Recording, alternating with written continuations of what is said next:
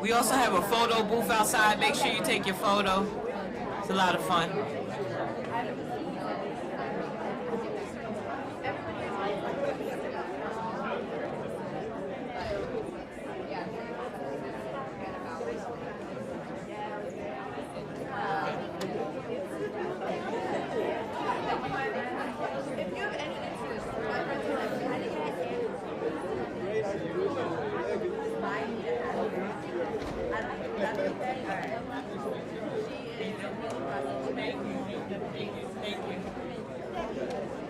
We're getting her out. So I know you guessed.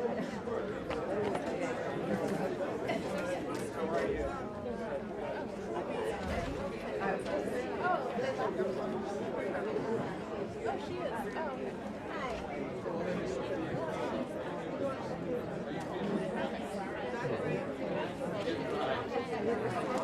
I've seen him at other conferences. Our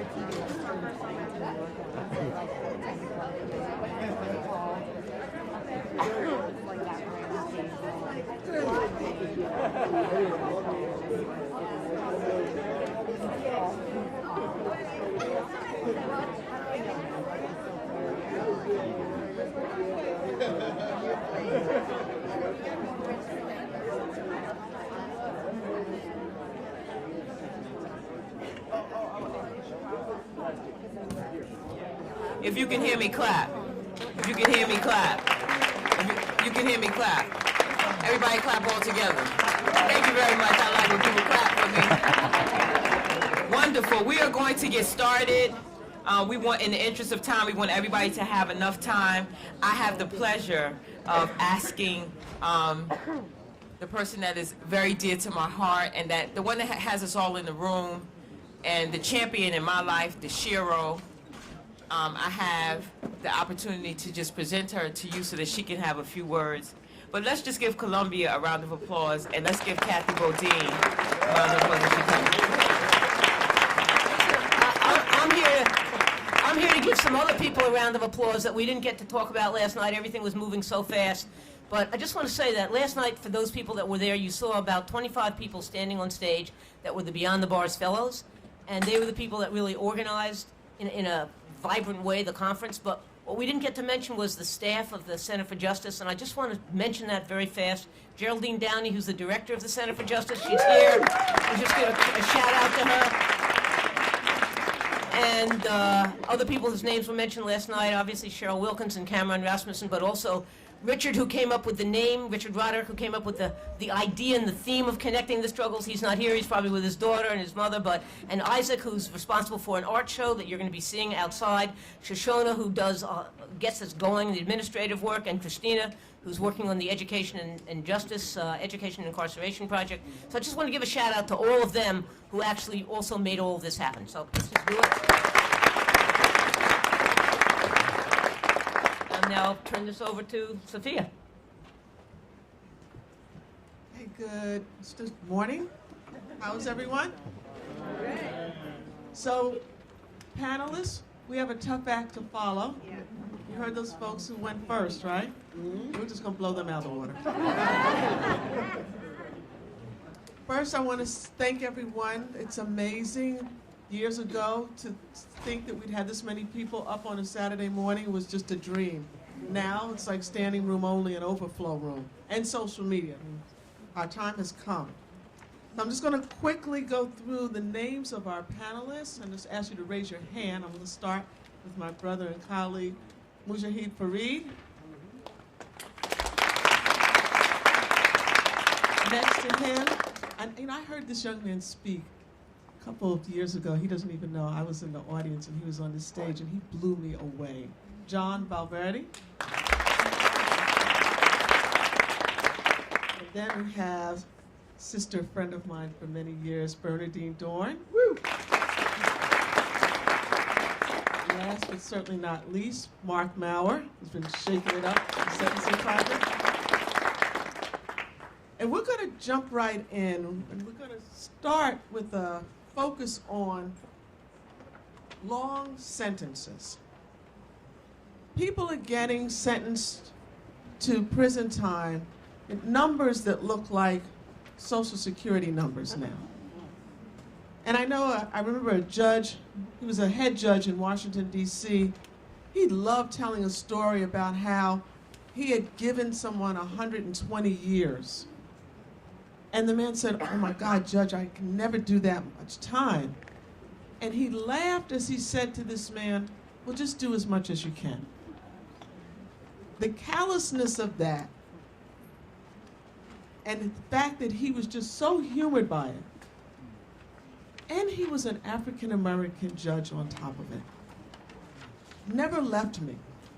That we could think that it was laughable to basically bury somebody alive. But how did we get to that point? Well, that's part of what we're going to talk about on this panel. Because it wasn't always the case that people would get those kinds of sentences. And prior to 1987, when the federal system changed its sentencing laws, any sentence more than 30 years for purposes of parole, it was deemed to be a 30-year sentence. We've long since left that time, but there was a time when that was the case. So I'm going to roll out this first question to the panelists. Since we're so stuck on these long sentences, I'd like you to tell me from your perspective, and I'm going to start with you, Fareed, and just come on down. What is it that society gets or gains from long sentences? First of all, I would like to say that I appreciate being on the panel this afternoon and giving a perspective from the RAP campaign. To answer your question, I think it's, in my mind, it's twofold. First, I point to the fact that society gets the ability to pretty much categorize a population and put them in a way of system of control. When you look at the fact that most of the policymakers may have been having their finger in the wind to a change in economic system, then you would realize that this was a way to try to address a situation where they realized that a great amount of people were going to be left economically unstable, without jobs, without sources of income, etc. And the question also depends on, what do you mean by society? Are we just talking about the policymakers, or are we talking about the people in general? Another idea that came to my mind, and I'm going to admit that this is something that popped into my mind out of the stratosphere, outside of this practical analysis. Came to me out of the stratosphere, but I would like to float it so that some people who are more educated in this room can think about this and give it some consideration. And I think that talking about a segment of the society again, what it gets out of this is what I call the Sambo effect. When I first started school in the mid-50s,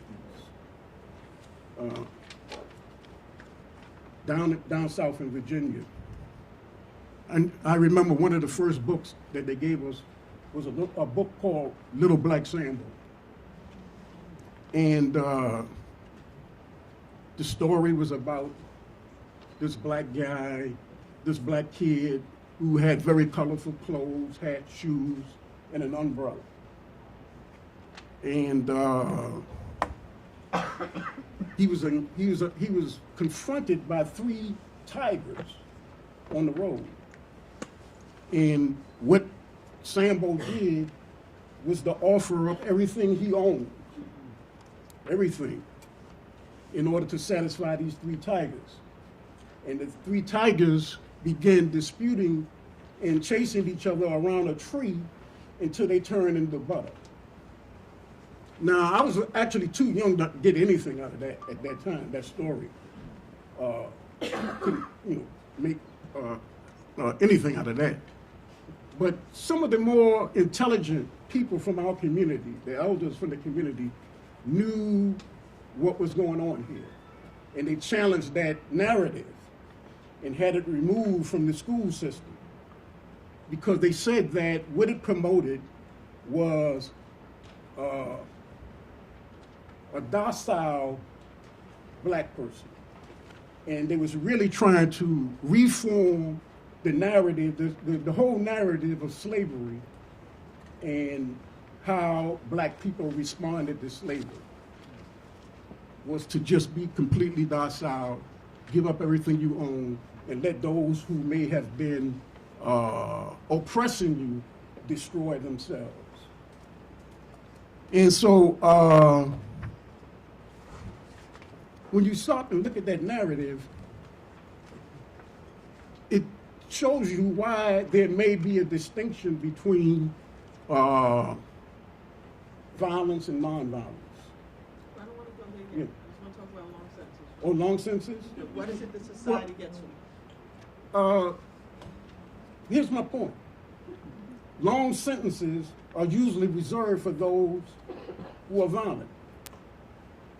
Long sentences are reserved for the violent offenders, mostly. That's what you will find. And to me, that touches on that Sambo effect, because it tends to illustrate how they can gauge whether a person has rejected or broken the social contract. When a person becomes violent, outside of that Sambo narrative, it tends to show that this person, even though the person may be violent in his own community, I think there's a concern about state operators as to whether or not that the propensity that this person shows for violence can spill over against the state. Thank you. John? For a long time, I've been thinking about the role that anger has in the realm of emotions.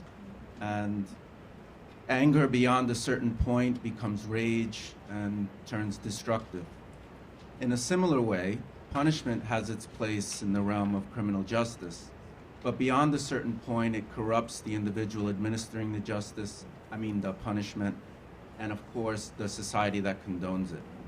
And this is a very important fact that I think we've bought into over the years now, and we've accepted that putting people away in prison for the rest of their lives will make us safer, despite the fact that we have clearly seen over especially the last 3 decades, we've seen that crime has reduced while the prison population has gone up, and we're no safer, or it has not impacted public safety in the way it was intended. And so what we've gained is nearly 20% of our population in New York State prisons is 50 years and over. Many of them can't remember what they were in prison for.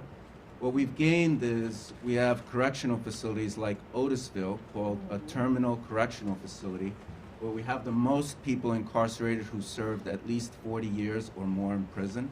And it makes you think why they call it a terminal facility.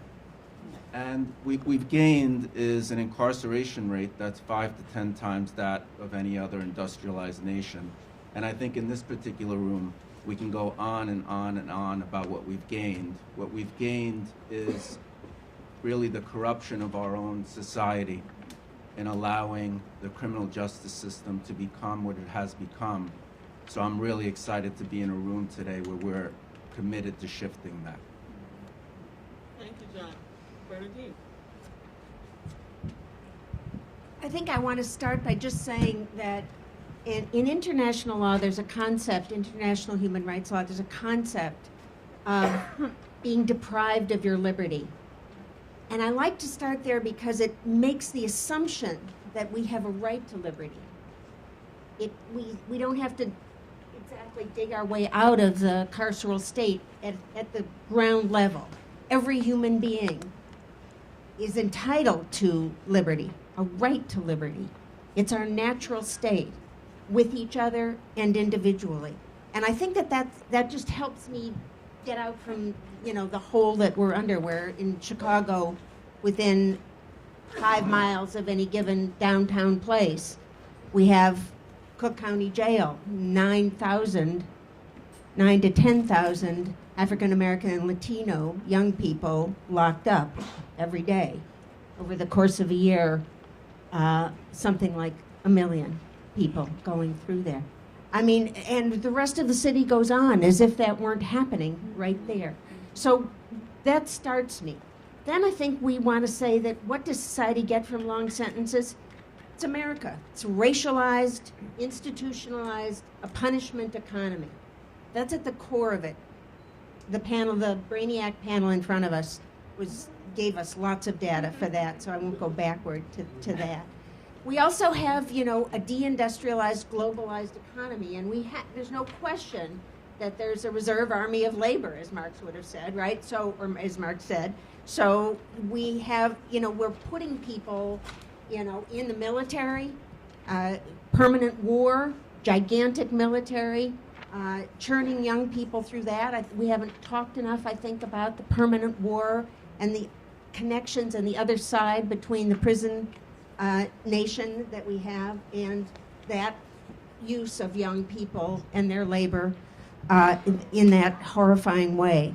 And I guess I want to say that most importantly, why we have long sentences is that the powers that be, the white power, finance, capital establishment, learned from the 60s and the 70s and the 80s that the black population was a conscious, rebellious, and threatening population.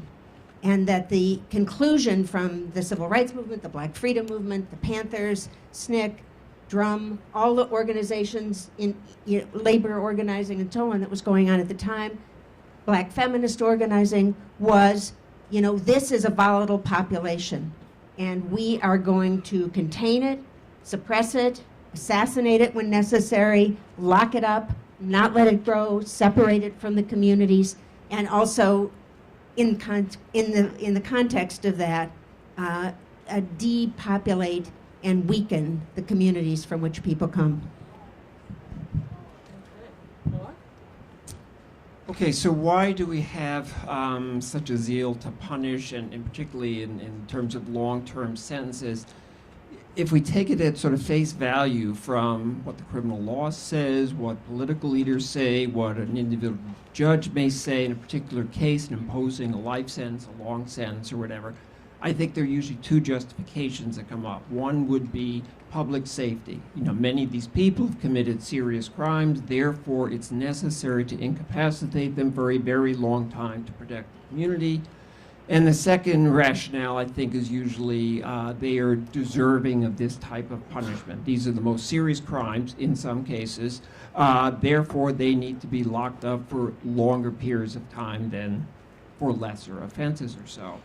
Now, so even taking this at face value without looking at any of the broader rationale behind it or structural reasons, it's a miserable failure on those counts. In terms of public safety, as we hear, we have geriatric prisons now. Even well before that stage, we know from a long line of criminological research that there's people so-called age out of crime. Teenage boys cutting across all sorts of issues of race and class get involved in more illegal behavior than other groups. They and others also get out of that fairly quickly. By the time they're in the early mid-20s, those rates of involvement in illegal behavior calm down quite a bit. So the person arrested for armed robbery and sent to prison at the age of 20, by the time he or she is 30 or 40, is much less of a risk. So on public safety grounds, it's irrational, it's not fiscally responsible and the like. In terms of being deserving of punishment, yes, we and virtually every other society has a sentencing system that's proportional in punishment. So The person who murders is punished more severely than the person who robs, in turn more severely than the person who steals a car, and so on. But what the top of that scale is completely determined by different nations, political structures, cultures, and the like. In the U.S., we have set the scale higher than any other developed nation. We're virtually the only industrialized nation that still maintains the death penalty. Then we have life without parole, life imprisonment. Just one note on the implications of that. We're at this moment of possibility of criminal justice reform. We've had some real victories in recent years. People like Van Jones and many others are saying we need to cut the prison population by at least 50%. We have momentum in this direction.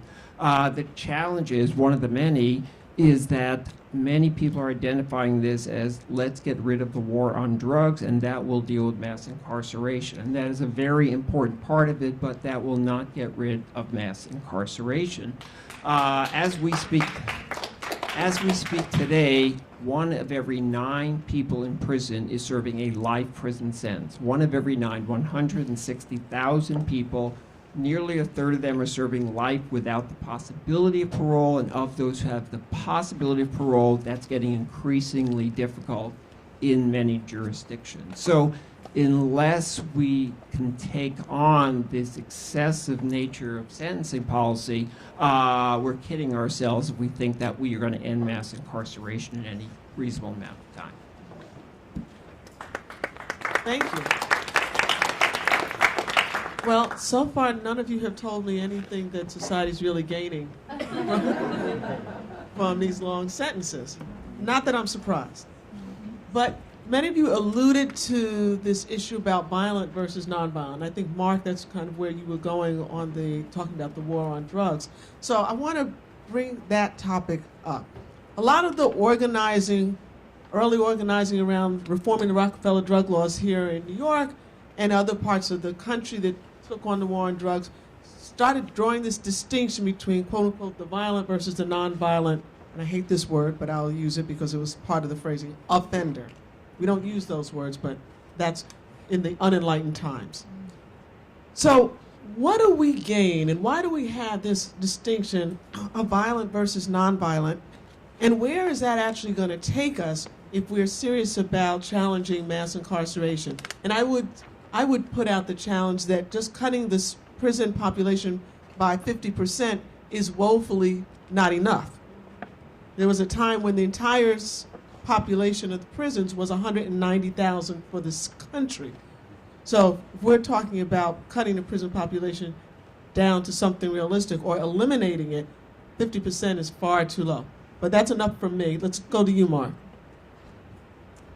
Yeah, I think those are all the right questions. So we categorize people as a violent offender, a nonviolent offender, and in part, I think among politicians and others, and advocacy groups as well, and individuals, there's this nice. It's very comforting to characterize people. Even specialties within. Oh, he's a car thief. Oh, he's a burglar. Oh, he's a drug seller. That sort of thing. And people commit all sorts of actions for all sorts of reasons, and they don't wake up one morning and say, well, I'm a car thief, so that's all I can do, or anything like that. So it's much more complicated than that, even within when we talk about people convicted of a violent crime. There are people who, for all sorts of problematic psychological reasons, may be prone to violence, and there are people who may commit a violent act in a situation that's out of their control. The most common ones we can think of, the battered spouse who one day strikes back at her abuser, is not necessarily a violent person, but she has committed a violent act. But we lump her together with mass murderers and everybody else in between. So the definition, those categories don't get us very far, don't let us talk about individuals, and it gets us back to what we've seen in recent decades as we move to take away discretion from judges to look at the circumstance of an individual case Instead, legislatures have imposed this one-size-fits-all categories that make it very comforting to say, if you commit this crime, this is the kind of punishment you need and deserve. Not that every judge in every case by any means imposes an appropriate sentence, but we need to get back to a point where we're asking better questions, we're getting better information, and we can't just lump thousands of people together into one little box in a sentencing grid and assume that that's going to resemble justice in any sense. Going this way? I want to just add to what Mark just said, because I think that we can't talk about who gets what out of this. I don't think society gets out of this, but I do think that the ruling class and the finance capital and powers that be, whose job is just to keep everything under control and to make more and more money and to gobble up the world. I think that in this kind of case, we can't talk about it without talking about prosecutors. I feel like the Black Lives Matter has opened the world on police behavior, police violence, so-called police unions that are benevolent associations that protect entirely any independent investigation and so on. But we haven't really, I think they go with prosecutors. And we have a system of prosecution in the United States, at least in the big cities. I'm not so sure how it works in smaller towns. So I think we could modify my harsh view here, where, you know, the whole name of the game is overcharging, multiple charges. We don't look at the evidence really first. We're going to look at it later when it's time for trial. Multiple charges, and then forcing plea deals. And so it's a lazy person's way of running a criminal justice system. In Cook County in Chicago, you overcharge. The police report is all you have to go on. You massively overcharge. And the legislatures have gone along with this by giving you 12 different ways that you can be charged for, say, drunk driving. And so you suddenly have a lot of charges, and then you spend, 2 weeks in Cook County Jail, and you're ready for a plea deal.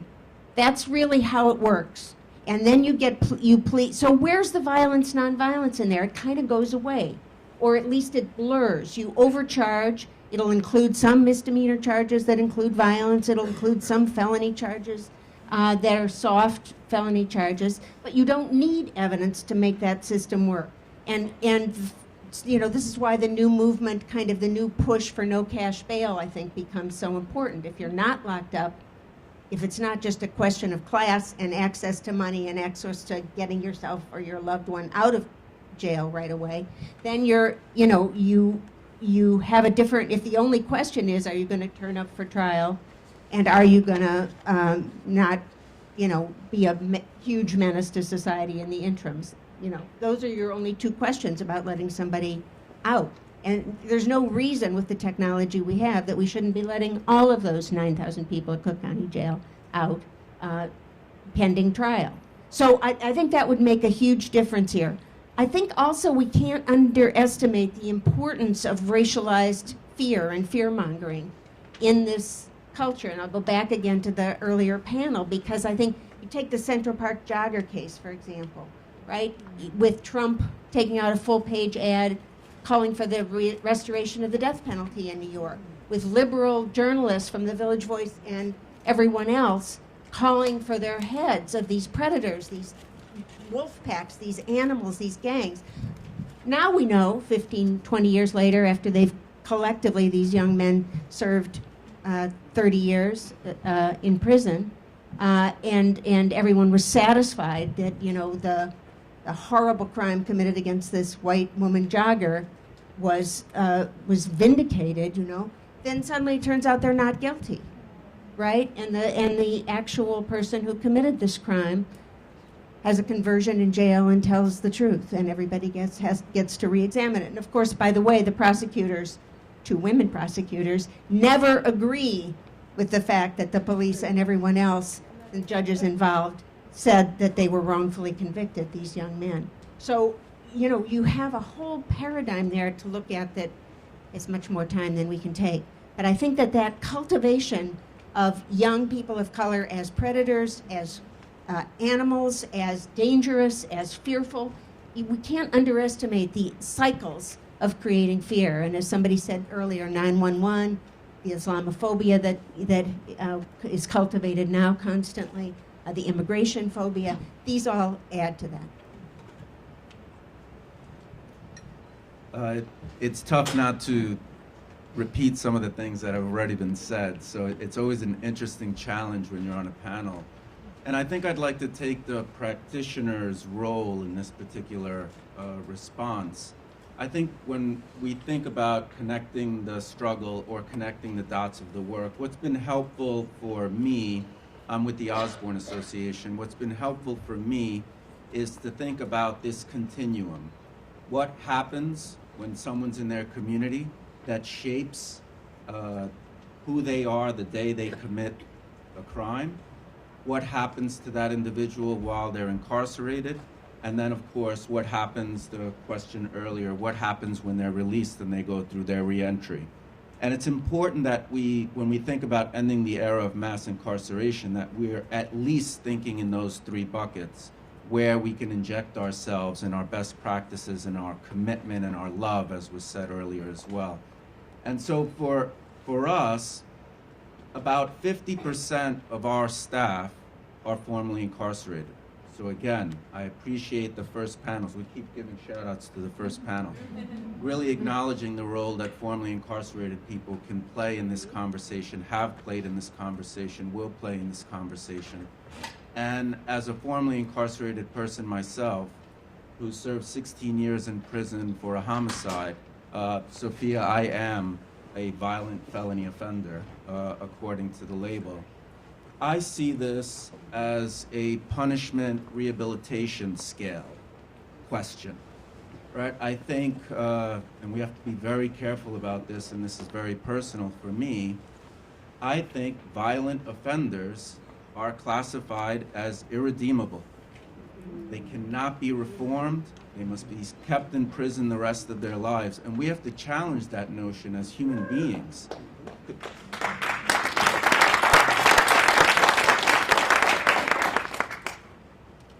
We do, speaking as a violent felony offender, we do age out of crime. We do reach a point during our incarceration where we recognize that we did harm. We want to reach out to victims and the families of the victims that we did harm to. We want to work to make amends. We want to transform our lives. We want to express our remorse, accept 100% responsibility. I went in when I was 20 years old. By age 25, and Mark has researched this pretty thoroughly, is when I came up with the quote that I said earlier around anger, around punishment. I was thinking about it back then. And I can tell you that at 25, keeping me in prison any longer served zero rehabilitative purpose. Zero. It doesn't mean that I didn't deserve to be in prison. What I did was wrong. I deserve to face the consequences for what I did. But there is a point where keeping people in prison serves no purpose other than to support the idea, the false notion, that people convicted of violent felony offenses are not redeemable. They are worthless. They will never be able to contribute to society in any meaningful way. And we forget that they are sons, husbands, fathers, children, human beings who deserve a second chance. And so I'm grateful for my second chance.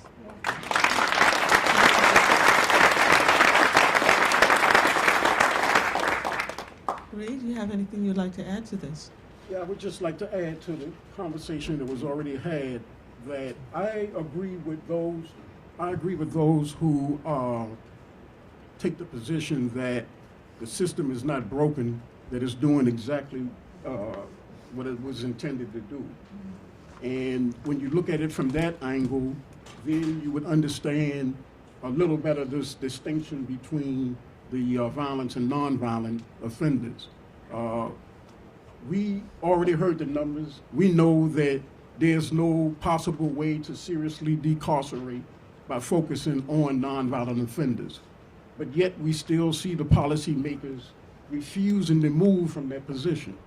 And they give these illusions of decarceration.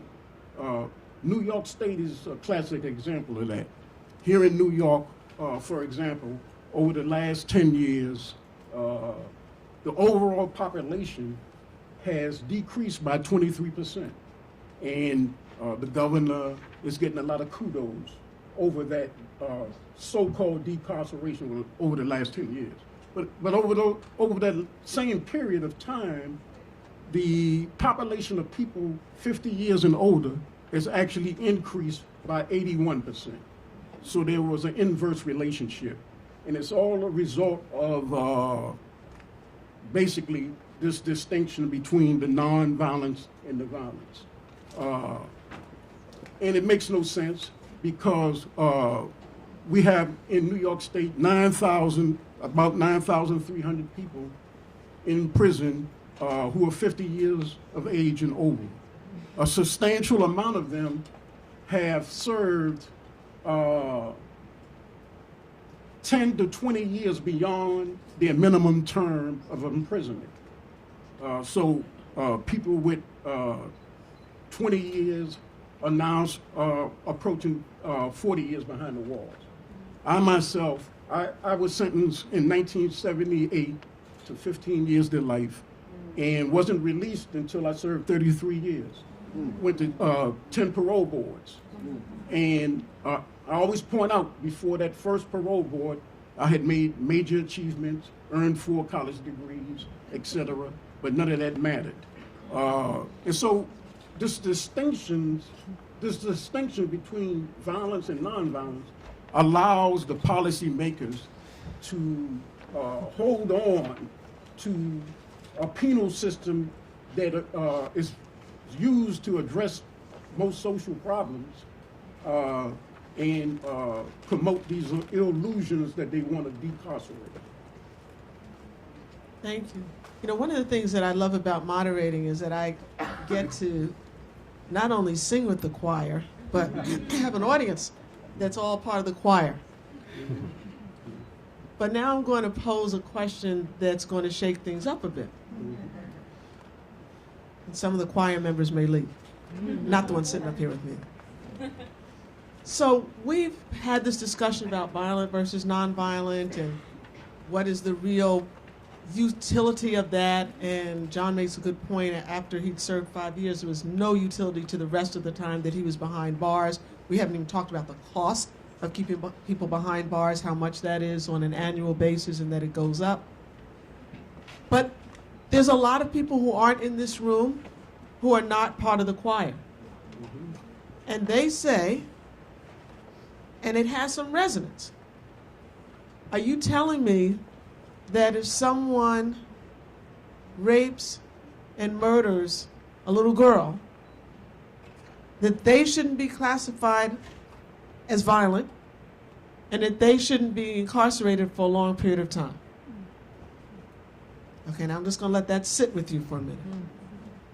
I'm not going to ask for the people in the audience to raise their hands and say, no, of course they shouldn't be. I just want you to think about that. So I'm going to ask my panelists, what is it, as we're organizing to say that this violent versus nonviolent distinction is problematic, and we're not going to cut the prison population if we keep hanging on to that, and that we really need to deal with social ills and brain development and impulse and that people age out of crime, what are we going to say to the narrative that's going to be pushed by the people who will raise the hypothetical that's unfortunately not such a hypothetical? What is our response to that if we really want to change how the carceral state, I don't usually use that word, is dominant in our society? And yeah, Mark, I'm going to hit you with that first. Those are exactly the right questions, I think. It seems to me we have a sort of layered response.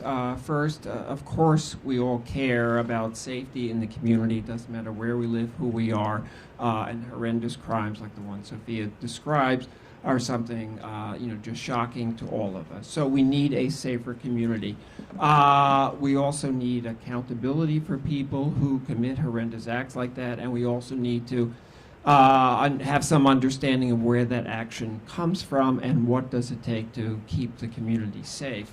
Our idea is to just jump to the most extreme punishments we can think of. We could torture that person who committed this crime. We could cut off his limbs or something like that. There was a time, and in some societies, some of those things still happen. We don't do that anymore. Just as we learned through the war on terror, many of us don't think that we should engage in torture, even if it did somehow work or so. So we, as a society, determine how we respond to some of those things. Just to put some contrast, in how out of line we are in the United States and our commitment to punishment. If you compare us to Western European nations, to which we're most similar in many respects, in Norway, the maximum prison sentence you can get for any crime is 21 years in prison, and there's a provision for a continued 5 years of incarceration if it's deemed necessary for public safety after 21 years. So about 5 years ago, there was just that horrendous mass murder by that crazed right-wing guy who killed 77 people in one day, most of them young people who were at a retreat on an island, 77 people. He's serving the maximum sentence you can get in Norway, 21 years in prison, possibly extended. You can go into any courtroom in America on sentencing day and find a drug offender who did not engage in violence sentenced to 21 years in prison also. So the scale of punishment, this is not based on criminological research and what's the most effective way to deal with these things, anything like that. The final thing, let me just say about it is, if we really cared about public safety, if our policymakers cared about public safety, when we engage in excessive incarceration, and we're so far beyond that point now, our public safety resources are finite. So to the extent we do this excessively, whether it's for people who committed a serious violent crime or lesser crime, we are robbing resources and attention from ways that we might strengthen the capacity of families and communities to produce communities and opportunities for young children growing up, so that we wouldn't need to rely on a criminal justice system to promote public safety, but we rely instead on creating opportunity, which as any middle-class parent will tell you, that's what they do. That's their strategy. They may not articulate it that way, but they want to create good opportunities for their children, and when we do that, most of the time, that's a good strategy.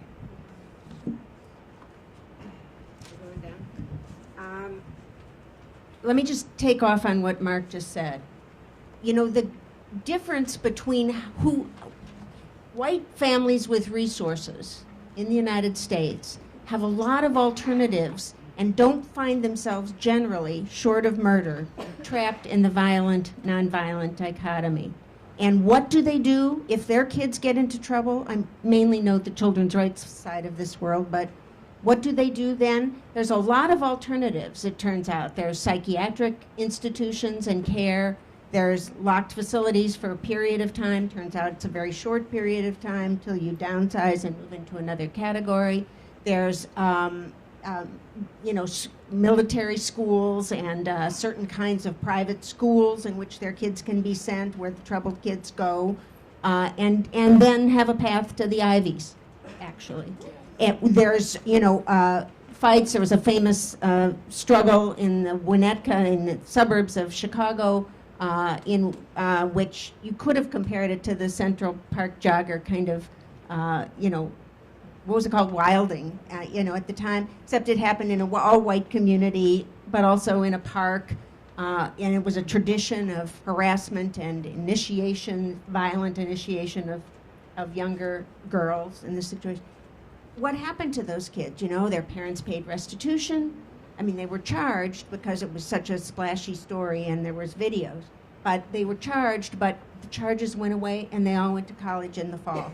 That's how it happens. It just happens that way. Their parents paid restitutions, they did community service, they apologized, they were embarrassed, and they went on with their lives. So there are two systems that also work around violence here. I just want to say that this dichotomy short of murder, plays here. Also, we've expanded the category of violent crimes enormously in the last 20 years. So let me give you an example. You all know the phrase, the school to prison pipeline.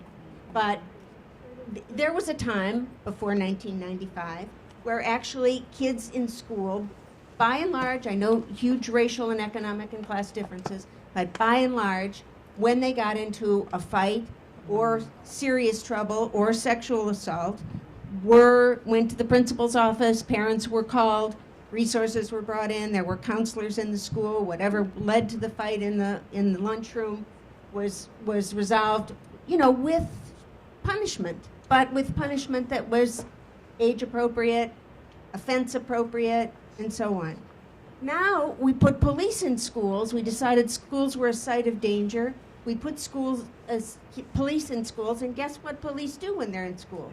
They find crime, okay? And they define as crime, kids bumping into each other in a crowded hallway between classes, kids bumping in, God forbid, to an adult, a teacher. Then you're in felony land right away because of the person you bumped into or you said something to is an adult with authority that they want to protect. And so suddenly schools have become a site of danger, criminalized. Police are called to open lockers and search lockers, and the kids have no right, Fourth, Fifth Amendment rights here, no Sixth Amendment rights, no right to counsel. And so you have suddenly created a whole possible well of crime and punishment to a population that before that was very rare. It was very rare. Schools were the safest place in America. So that's just an example. I think that I want to highlight two other things. The creation of sex registries. I don't want to go into it. It's a whole separate specialty. But again, we are sweeping into that world something. I don't want to say there was anything good about it in the old private days or the days in which religious authorities were asked to take care of these issues.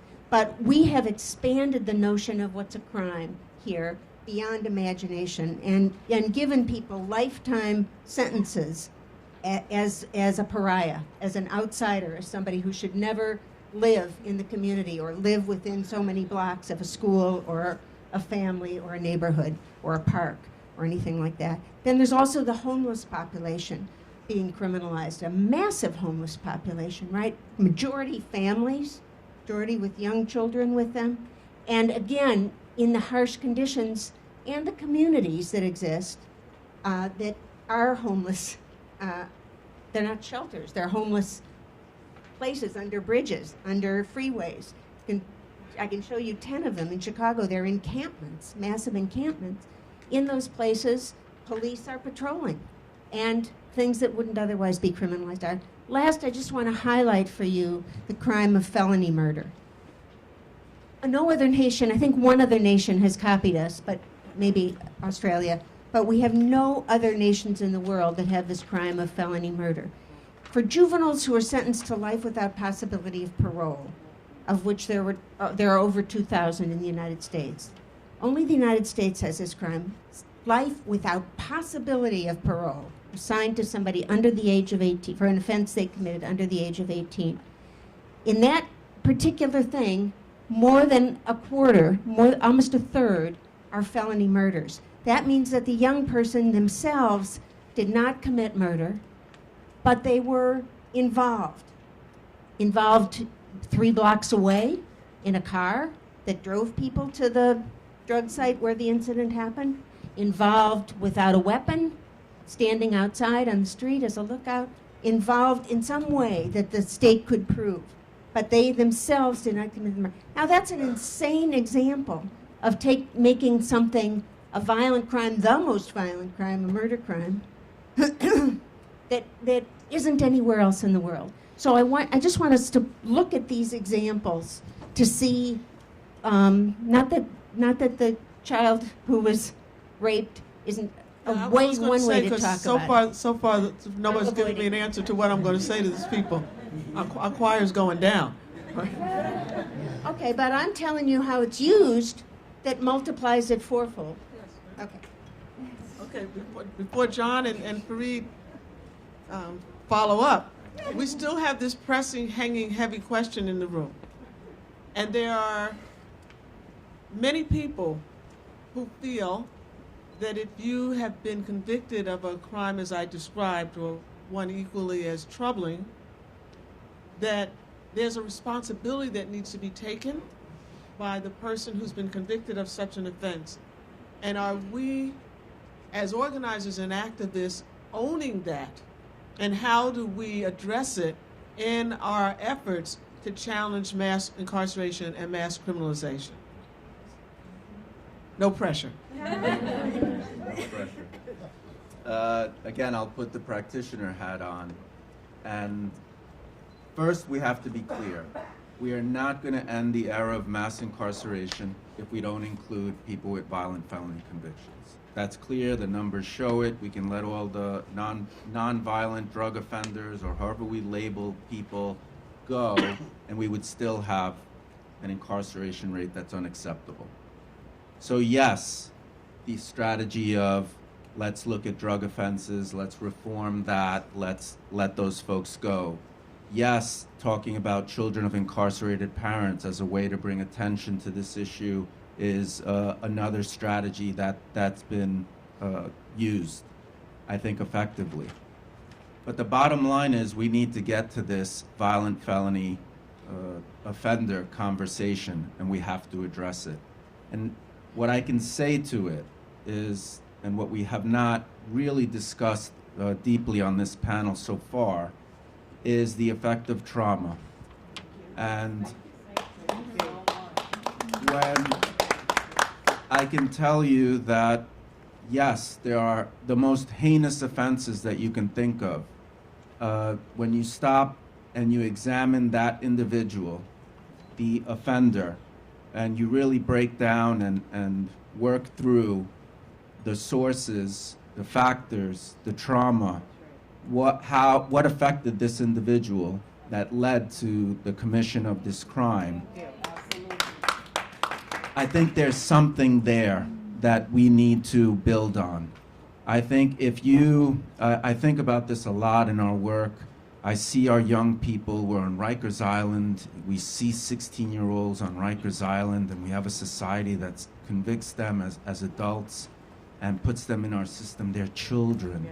And then we see them in the community at our programs, and they come in tough, and they come with their shoulders up, and they come with their faces, and within a couple of weeks, they're different people. And they're making friends and forming bonds with rival crews, cliques, affiliations, gangs in the same room. We might have 9 different affiliations in the same room. What I'm saying is that everyone who's in prison is traumatized. They are further traumatized by the incarceration experience. We need to support the healing of these individuals. So maybe right now in our system, we have individuals with heinous crimes that the world isn't ready for us to advocate for, build some coalition around. But someone referenced the young man here sitting in the front.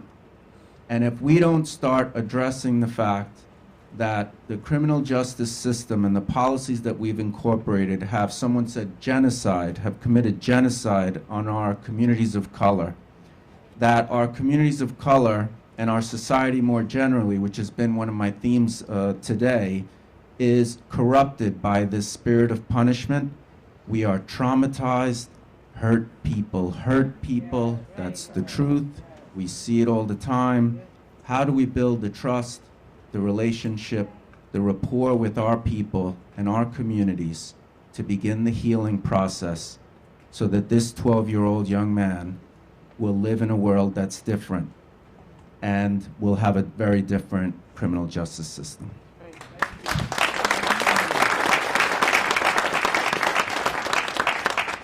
We're going to queue up for Q&A, and then Fareed, when we're taking the questions, I'm going to have you be the first responder.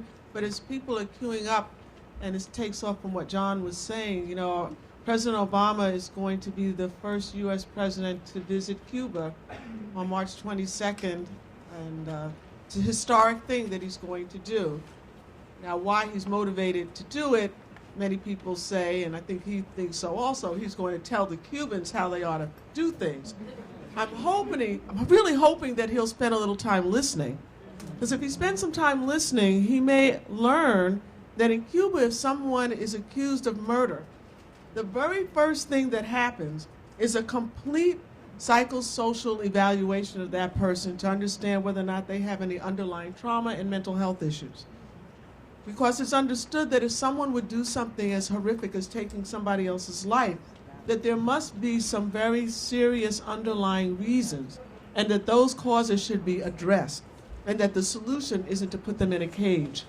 So hopefully, President Obama will spend a little time after or before the baseball game listening to what the Cubans could teach about their criminal justice system and their approach. So let's move on to questions. We have somebody moving a mic around? Oh, I see. Let's get this young man who's in the front who's becoming the star of the show. Oh, I love it. And he stands up. He's modeling. Everybody listening? Watching? Go ahead. Hello, my name is Jasani Morris. My question is, how can you find a healthy alternative to Rikers Island to address the mental health and trauma issues, and find a trauma center or mental health center to not send people to waste away and rot in cells? Let's hope in the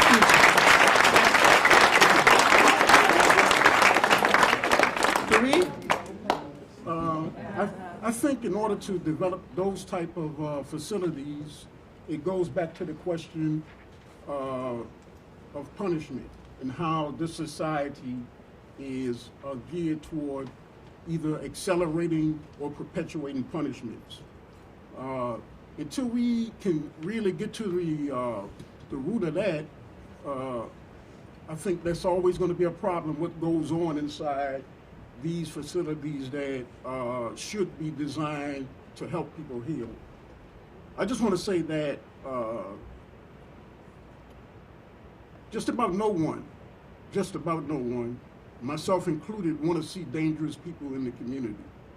And if you was to survey most prisons, I think you would get an agreement even inside those facilities. But they and I would add to that I don't think that anyone that commits a serious offense should not be punished. And I think the question is really how much punishment is enough. Mark pointed out that in some European countries, 20 years is the max, saving some circumstances that prove that the persons continue to present a public safety risk or a danger.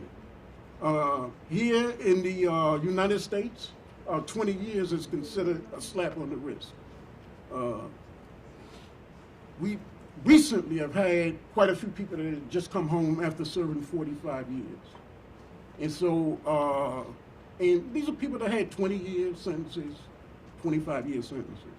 And so until we can really pull away from that desire to exact punishments and to focus more on healing and building healing communities and systems that help the communities heal, I think that's going to be a problem with Rikers and a whole lot of other places that exist in this state.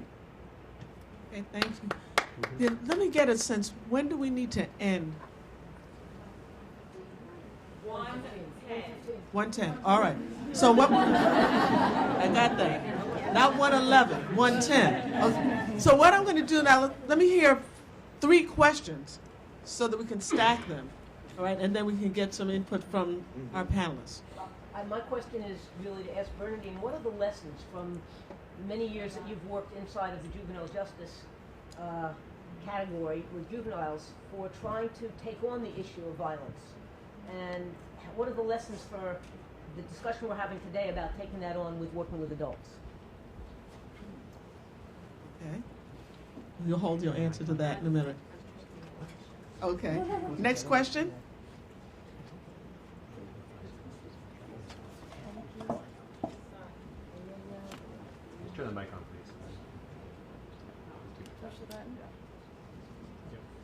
Hi, thank you all for your comments and insights. I'm curious to hear your thoughts about punishment and alternatives that are effective to support victims as well. So you've spoken about public safety, but in terms of victims of public safety generally, but victims specifically, I'm just curious in your research and experiences, to what degree, if any, is punishment helpful to victims, and what are alternatives that are better to help healing everybody affected by individual acts of violence? Thank you. One more question before we get some answers from panelists. Yes, sir. So I was curious on what the panel's opinion on increasing the definition of a juvenile in the criminal justice system, especially since Mark's research suggested that it's not till the late 20s that impulsive behavior is reduced. Okay, I think audience will help me. That was 3 questions, right? Okay, panelists. Bernadine, you had the first question. Okay. I think that what Kathy has in mind is that we set out in 1999 to abolish the juvenile death penalty. At the point at which we set out to abolish it, the United States was the only country in the world where legally you could execute a juvenile offender, someone who who committed their crime under the age of 18. Of course, by the time they were executed and went through the legal system, they were no longer a child. And it took us 5 years, 5.5 years.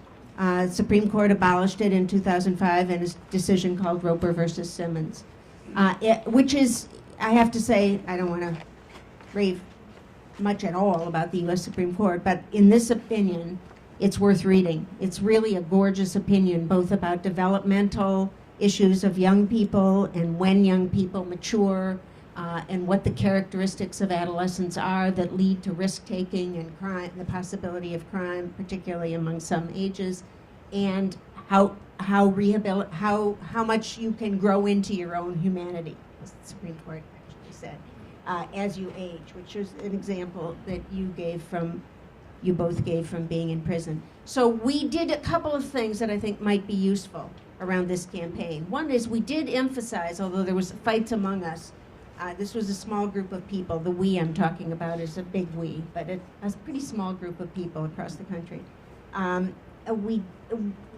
We did emphasize U.S. isolation in the world, but everybody thought that wouldn't really melt the hearts of most U.S. legislators and state legislators and prosecutors.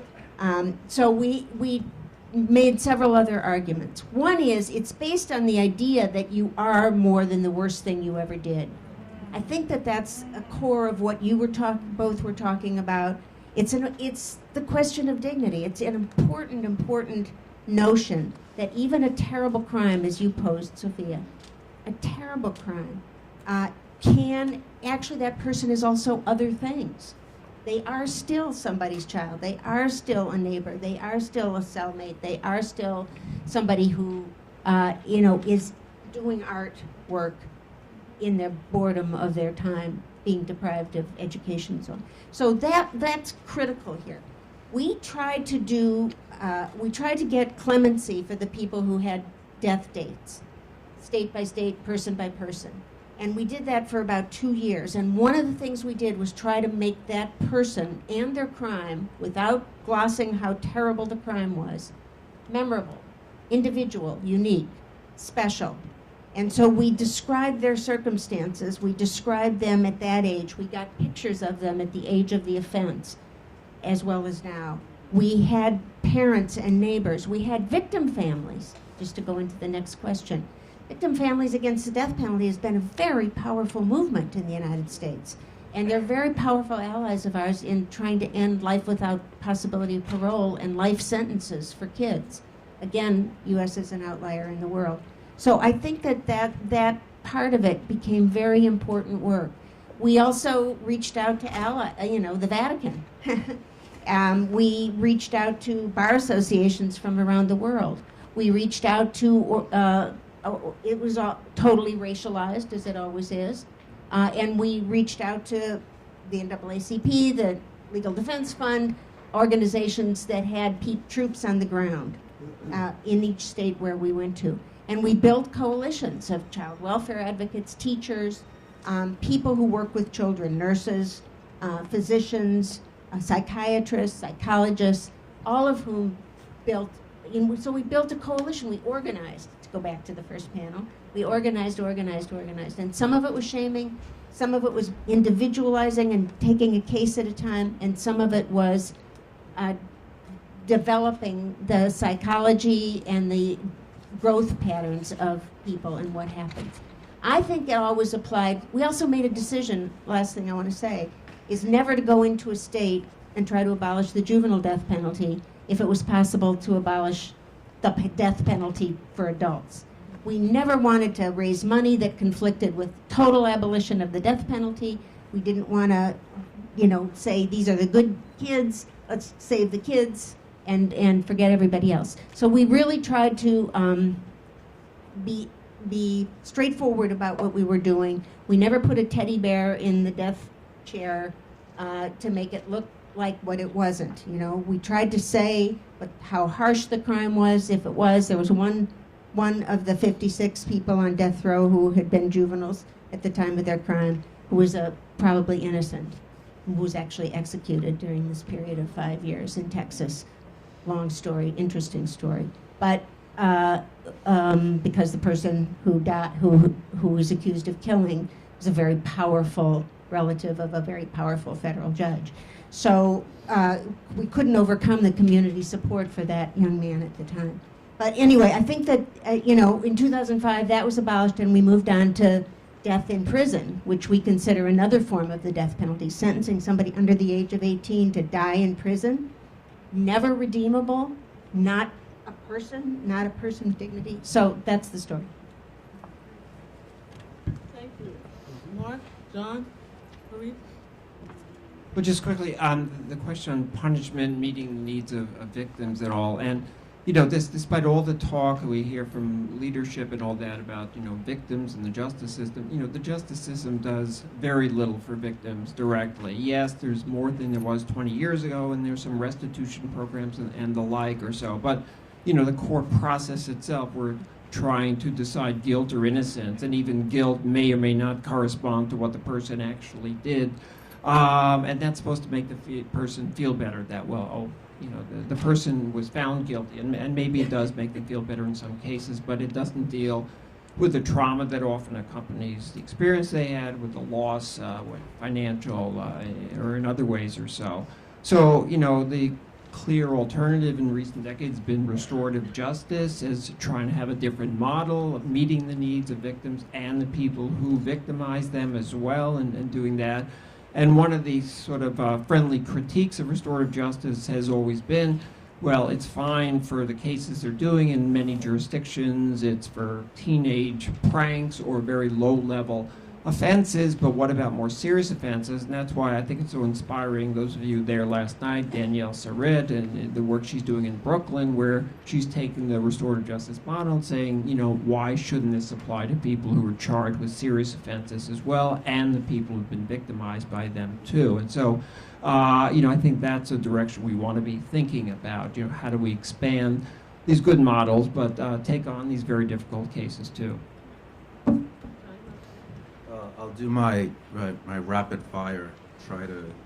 Mr. Morris, thank you for the fantastic question. I just wanted to comment quickly on Rikers Island and the importance of us increasing our alternatives to incarceration. So I want to again mention this continuum: before, during incarceration, afterward. If we're going to end the era of mass incarceration, we've got to keep people out of there first, in the first place. So to the comment around juvenile age and raising the age, Vinnie Schiraldi has been quoted a lot recently. He's the former commissioner of probation here in New York City, around the importance of perhaps raising the age of the juvenile justice system to 21 or even 25 to match the neuroscience that is very real about brain development in our young people. So I think that that's an important part of the way we think about this, and it's connected to your question, because if we can address that differently, Rikers Island doesn't become an option in the way that it currently is, and we can begin to look at that differently. For victims, I just want to, Mark mentioned the great comment, and of course, victims are a big part of our work, and I get to shout out Kathy Boudin a little bit. She's like, no, I don't want to be shouted at. But for several years now, the Osborne Association has been delivering a restorative justice-like program called the Long-Termers Responsibility Project, and you are only allowed to be part of that program if, again, you've served a long term, right? Long-termers responsibility. So most of the cases are homicide convictions, and I was actually one of the first people to go through the long-termers. So project, thank you, Kathy. And so there is work, and I'm really encouraged to see the city's budget showing the greatest investment ever in restorative justice and mental health services in our New York City schools. So I'm hoping that that translates again into, if we can get at this trauma, we can get at this mental illness, we can begin the cost savings that then reinvests in our communities in a different way so that our future generations have a very different world. And so I am encouraged by some of the things that we're seeing now. Thank you, John. So, Can I just add one warning here? I'm for, of course, increasing the age, this category of either young adults or youthful adults. That would be something like 18 to 21 or 18 to 25. Of course, I'm for that. I think that's important. A lot of European countries do it. I think that there's a side of the brain development research that I take Dorothy Roberts and other scholars' warnings of here. I think that there's a eugenics underlay to this notion that we're going to study the brain development of African American kids in the criminal justice system, not the African American kids at Harvard and not the white kids who are going straight into jobs or the military. We're going to, it reeks of the sterilization of women of color. It reeks of Tuskegee. It has a long history against indigenous people, and we won't go into that. So I just want to say, let's read Dorothy Roberts. Let's think about what we're relying on here, and let's make it for all people in all of our social institutions. by my measure, we have a few more minutes. Right. Well, actually, before we get to that question, I know it's a burning question. I'm sure there's a number of burning questions, but since we're in the midst of, and I hate to talk about this, but we are in the midst of electoral politics. And we have some of the best minds sitting right up here with me who I think probably have something invaluable that they could say to whoever is going to be leading this country in a few more months on the question of mass incarceration. Now, I know some of you feel that based on the outcome, you already have your one-way ticket out of here. And others are planning to stay and fight, and others are planning to claim victory. I'm not going to comment on who might be in what category. But since we just have a few more minutes and we have some great experts here, I'd like to know if each of you would give your 60-second best advice to the new presidential-elect as to how we could address the issue of mass incarceration and mass criminalization in the United States. Okay, a couple of very specific things. Since the president has some power over the federal justice system, but much more indirectly with states, what can the president do at the federal level? Well, first, to support the movement to get rid of mandatory sentencing. Mandatory sentencing is not the only reason, but it's a very important reason why we've had an explosion in federal prison population in recent decades, and there's no shortage of research tells us why it's such a terrible idea and has contributed to mass incarceration. Secondly, to use the power of pardon and commutation. Many of you know the notorious crack cocaine sentencing disparity, where crack cocaine was punished far more harshly than powder for many years. In 2010, the Fair Sentencing Act in Congress reduced but didn't eliminate the disparity. There are still 6,000 people in federal prisons sentenced under the old crack penalties, which everyone, Republicans and Democrats alike, now acknowledge were unfair, unjust, racist. With a stroke of a pen, this president or the next one could essentially re-sentence those people as if they were being sentenced today under the revised guidelines for what they should receive, and this would knock off some years off of everyone's sentence. And justice supports doing this, compassion, all kinds of reasons. Thank you. 60 seconds, Bernadette. Okay, I agree with ending mandatories. I think that's a simple, easy thing to do. That includes add-ons, that includes gang add-ons, gun add-ons, all the other things that throw 10 additional years onto your sentences. Out. Convicted of what you're convicted of. I think I want to emphasize again the transparency of prosecutors' offices. I think we need to clean house there, and I think transparency is the simplest way to do it. It relies on us to look at the data and agitate and vote people out who aren't worthy of the thing. I think no cash bail is important. We shouldn't start with putting people in jails, and so we should really, to go back to you, young man, we should go back to closing Rikers, closing Cook County Jail, closing these massive, horrible institutions where you already pay a price even when you're acquitted at the end of the day. I think you should have defense offices and access to counsel immediately. I think the access to counsel issue is important. It's important for kids in school. It's important for people in the hands of the police. Thank you. John? I think we've touched on a lot of thoughts around this, and I just want to comment on President Obama's impact when he visited a prison and how that started generating certain conversations. So sometimes not just the signing of something and the power of the pen, which is critically important. There's also a role the president can play in shifting conversations, hopefully. So the one thing I would add, because I have 10 seconds left, the president should block the expansion of the private prison industry. If you build it, they will fill it, and they will select who they fill it with. Fareed, last word. Okay.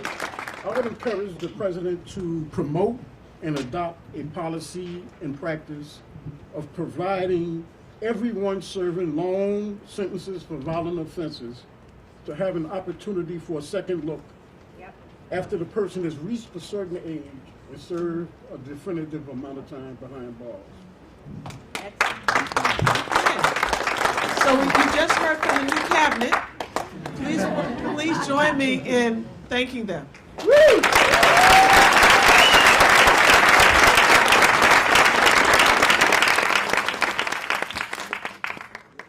Ladies and gentlemen, we ask that you do not move.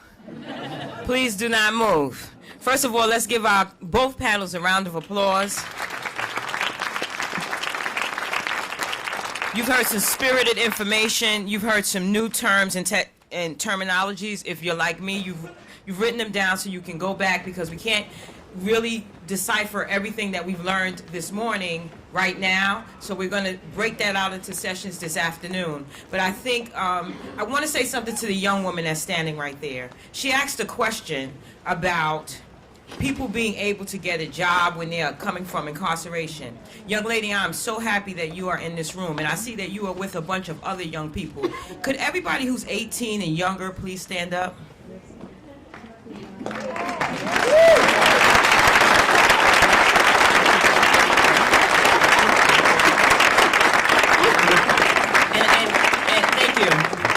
To say that Kathy does not like us to call her name, and I understand that, but I really do need Kathy to know that we wasn't, as you know from last night, I've been home 26 years. I'm not going to get emotional, but we weren't in this room 26 years ago, and people didn't know what they were going to do when they came home from prison 26 years ago.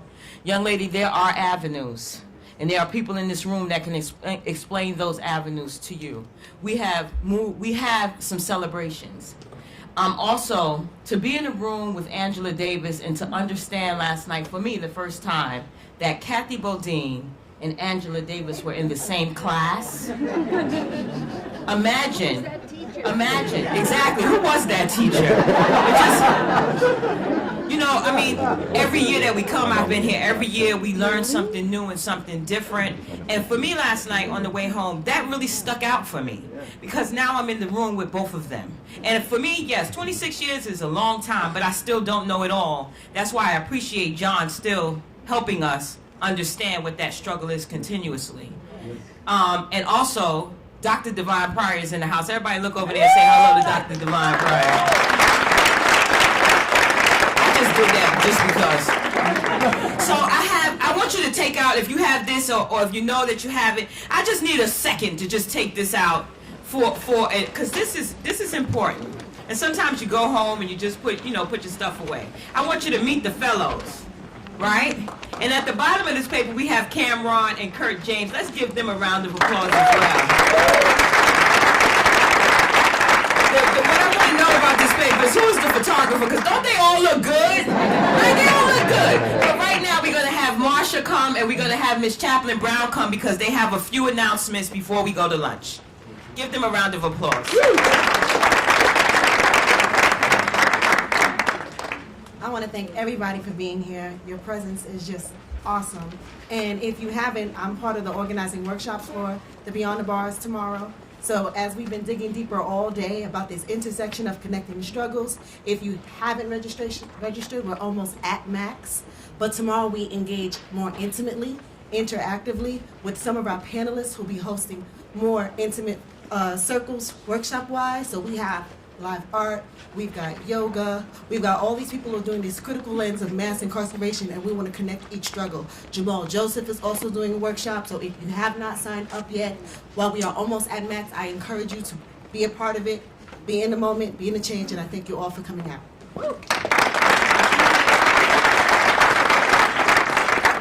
And I just want to echo Marsha and thank you so much for coming to spend your Saturday with us. It means a lot. You could have been anywhere else, but you're here and that means something. I just want to take a second and highlight the art exhibition that we've put on for you guys today. So in Connecting the Struggles, we kind of wanted to highlight the role of art as a way to kind of connect in a way that other mediums can't. And so we have a really good lineup for you today. We have nationally represented artists. We have a good number of partner organizations, the Mural Arts Program from Philly, the Prison Creative Arts Project from Michigan, Project Rebound from San Francisco, and Proof Media for Social Justice from here in New York City. I'll tell you a little bit about some of the exhibits we have. So again, we have the artwork. We also have a banned books exhibit, which kind of takes a look at some of the works that are banned in the prisons throughout the U.S. We have a respond and react chalkboard. You know, there are a few prompts there, and we're going to ask you to just go in, take a look at what we've written there, and respond to it. We have a photo booth located just outside this door. There are several different message boards that do allow you to make a positive statement, to send a message of any kind, and we really want you to take a second and interact with that. And there's also a chat books and poetry session that we're going to have at 1:30 in the art exhibit. The poet Ngoma Hill is actually going to perform for us, so be sure to squeeze in there when you have a second. Our very own Confined Arts, they've put together a whole host of works for you to look at, and they've also done a video which we'll show at the bottom of every hour. So I'll leave you to go and explore for yourself, because we could talk forever about this. Thank you so much. Hey everybody, I'm just here to make a quick announcement about lunch. We have delicious box lunches from the Doe Fund who support folks coming home. So please enjoy. We're trying to feed a lot of people in a short amount of time, so we just ask for your patience. There are things to do to entertain yourselves. If there is a big line and you want to come back, we hope to feed everyone. Thank you. Enjoy the rest of the conference.